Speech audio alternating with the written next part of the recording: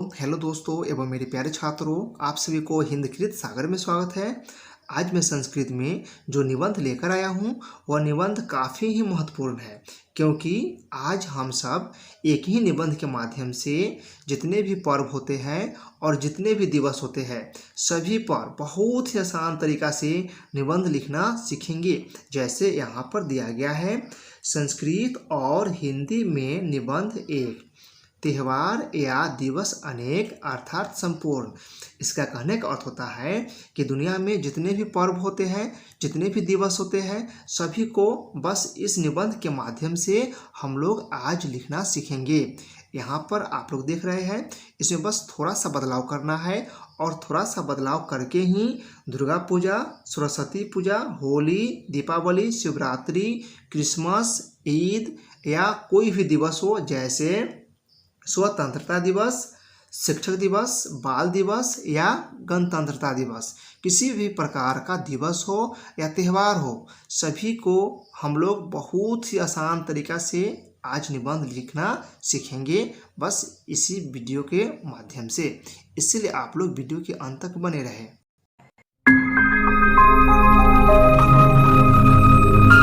Hello दोस्तों, यहाँ पर आप लोग देख रहे हैं कि यहाँ पर जो निबंध लिखा गया है वह दुर्गा पूजा पर लिखा गया है, और दुर्गा पूजा को हटाकर उसके जगह पर दूसरे त्यौहार का नाम लिख सकते हैं।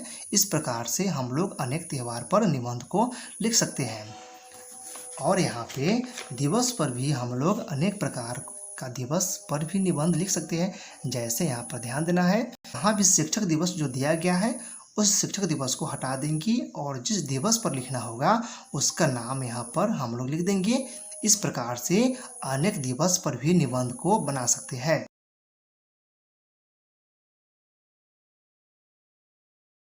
भारतवर्षे अनेका उत्सवा मन्यन्ते, अर्थात भारत देश में अनेक उत्सव मनाए जाते हैं। इसका कहने का अर्थ होता है कि भारत देश में अर्थात हमारे देश में अनेक उत्सव मनाए जाते हैं। यह जो निबंध है यह उत्सव पर लिखा गया है, इसलिए यहाँ पर उत्सवा लिखा गया है। लेकिन अगर किसी दिवस पर लिखने के लिए रहेगा निबंध तो यहाँ पर उत्सवा को हटा देंगे और इसके जगह पर हम लोग लिखेंगे दिवासा। जैसे यहाँ पर दिया गया है, भारतवर्षे अनेका दिवसा मन्यन्ते। इसका अर्थ होगा भारत देश में अनेक दिवस मनाए जाते हैं।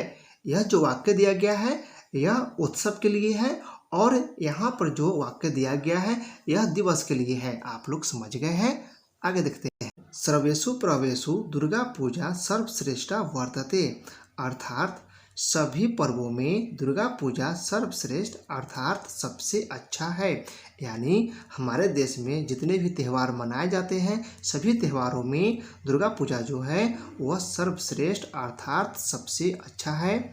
यहाँ पर आप लोग थोड़ा सा बदलाव करेंगे। जैसे दुर्गा पूजा जो लिखा गया है, दुर्गा पूजा को हटाकर यहाँ पर आप लोग सरस्वती पूजा, होली, दीपावली, शिवरात्रि, क्रिसमस या ईद हो या किसी भी प्रकार का जो त्यौहार हो उसको यहाँ पर लिख सकते हैं।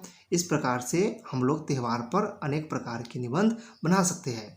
इसी प्रकार से जब आप सभी को किसी दिवस पर निबंध लिखना होगा तो यहाँ पर लिखेंगे सर्वेषु दिवसेषु शिक्षक दिवस सर्वश्रेष्ठ वर्तते।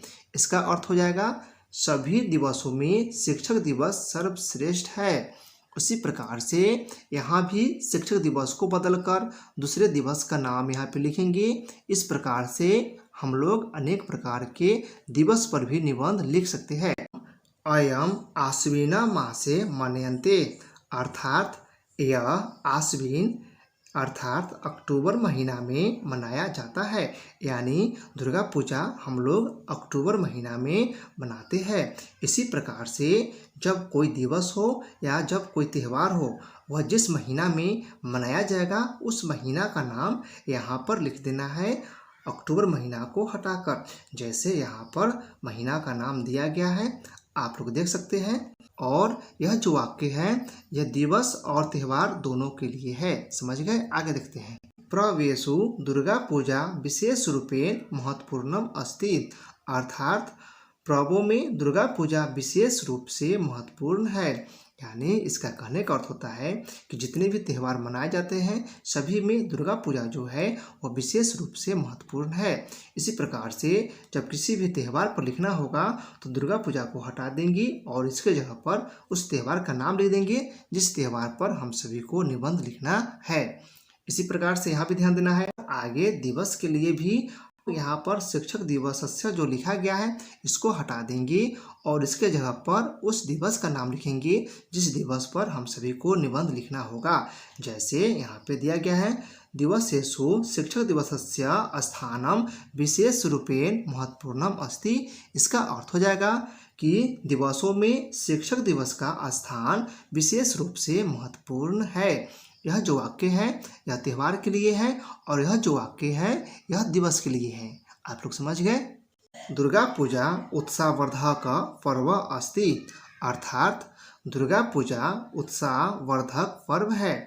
इसका कहने का अर्थ होता है कि दुर्गा पूजा जो है वह उत्साह को बढ़ाने वाला पर्व है। इसी प्रकार से दुर्गा पूजा को हटा देंगे और जिस त्यौहार पर निबंध लिखना होगा उस त्यौहार का नाम यहाँ पर लिख देंगे। इसी प्रकार से शिक्षक दिवस को भी हटा देंगे और शिक्षक दिवस की जगह पर उस दिवस का नाम लिख देंगे जिस दिवस पर हम लोग लिखना चाहेंगे। इसका अर्थ हो जाएगा शिक्षक दिवस उत्साहवर्धक दिवस अस्ति, अर्थात शिक्षक दिवस उत्साह को अर्थात खुशी को बढ़ाने वाला दिवस है। यहाँ पर आप सभी को थोड़ा सा ध्यान देना है। 6 से लेकर 11 तक जो वाक्य दिया गया है इस वाक्यों में किसी भी प्रकार का कोई भी परिवर्तन नहीं होगा। जब किसी दिवस पर या किसी भी त्यौहार पर निबंध लिखना होगा तो इन वाक्यों को आप लिख सकते हैं। इसमें किसी भी प्रकार का कोई भी परिवर्तन नहीं होगा। अस्मिन् दिवसे जना प्रसन्ना दृश्यन्ते, अर्थात इस दिन में लोग खुश दिखते हैं। यह जो वाक्य है यह दिवस के लिए भी है और त्यौहार के लिए है। इसमें कोई भी परिवर्तन नहीं करना है। सर्वे जाना नवानि वस्त्राणि धारयन्ति, अर्थात सभी लोग नए वस्त्र पहनते हैं। इसका कहने का अर्थ होता है जब कोई त्यौहार हो या जब कोई दिवस हो उसमें क्या है लोग नए नए कपड़े पहनते हैं। गृहे गृहे जाना स्वादिष्टम भोजनम पचयन्ते, अर्थात घर घर में लोग स्वादिष्ट भोजन पकाते हैं। यानी जब कोई दिवस होता है या कोई त्यौहार होता है तो उसमें लोग क्या है अपने अपने घरों में अच्छे अच्छे भोजन बनाते हैं। तथा सर्वे जाना मिलित्वा भोजनम खादन्ति, अर्थात और सभी लोग मिलकर भोजन खाते हैं। जब कोई त्यौहार होता है या दिवस होता है उसमें लोग अपने अपने घरों में अच्छे अच्छे भोजन बनाते हैं और सभी लोग उस भोजन को मिलकर खुशीपूर्वक खाते हैं। अस्मिन् शुभ अवसरे सांस्कृतिक कार्यक्रम अपि भवन्ति, अर्थात इस शुभ अवसर पर सांस्कृतिक कार्यक्रम भी होते हैं। इसका कहने का अर्थ होता है जब कोई त्यौहार हो या दिवस हो उसमें लोग सांस्कृतिक कार्यक्रम भी करते हैं। दर्शका च आनंद अनुभवम कुर्वन्ति, अर्थात और दर्शक लोग आनंद का अनुभव करते हैं। यानी जो सांस्कृतिक कार्यक्रम होता है उसका लोग आनंद लेते हैं। दुर्गा पूजा हिंदू जनानाम उत्सव अस्ति, अर्थात दुर्गा पूजा हिंदू लोगों का उत्सव है। यानी दुर्गा पूजा जो है वह हिंदू लोगों का पर्व है। इसी प्रकार से यहाँ पर हम लोग अनेक प्रकार के त्यौहार के नाम लिखकर अनेक प्रकार का निबंध बना सकते हैं। अगर यहाँ पर ईद या क्रिसमस लिखते हैं तो उसके अनुसार अपने धर्म का नाम यहाँ पर लिख लेंगे। उसके बाद इसमें कोई भी परिवर्तन नहीं करना है। यहाँ पर जिस दिवस पर निबंध लिखना होगा उस दिवस का नाम यहाँ पर लिख देंगे। बाकी इसमें कोई परिवर्तन नहीं करना है। अस्य वर्णनम अनेका ग्रंथेषु मिलन्ति, अर्थात इसका वर्णन अनेक ग्रंथों में मिलता है। यानी कोई भी दिवस हो या कोई भी त्यौहार हो उसका वर्णन कोई न कोई ग्रंथों में अवश्य ही मिलता है। इसीलिए यह जो वाक्य है यह दिवस और त्यौहार दोनों के लिए है। इसमें किसी भी प्रकार का कोई भी परिवर्तन नहीं होगा। पूजाया अनंतरम प्रसादस्य वितरणम भवन्ति, अर्थात पूजा के अंत में प्रसाद का वितरण होता है। इसका कहने का अर्थ होता है कि पूजा के अंत में प्रसाद बांटा जाता है, या कोई त्यौहार हो या कोई दिवस हो, सभी में पूजा होता है और उसके अंत में प्रसाद वितरण किया जाता है। दुर्गा पूजा एका महान उत्सव अस्ति, अर्थात दुर्गा पूजा एक महान उत्सव है। यहाँ पर जिस त्यौहार पर निबंध लिखना होगा उन शब्दों को भर देंगे, उसके बाद इसमें कोई भी परिवर्तन नहीं करना है। इसी प्रकार से अगर किसी दिवस पर निबंध लिखना होगा तो शिक्षक दिवस को हटा देंगे, उसके जगह पर उस दिवस का नाम लिख देंगे जिस दिवस पर लिखना होगा। बाकी इसमें कोई भी परिवर्तन नहीं करना है। इसका अर्थ हो जाएगा कि शिक्षक दिवस एक महान दिवस अस्ति, अर्थात शिक्षक दिवस एक महान दिवस है।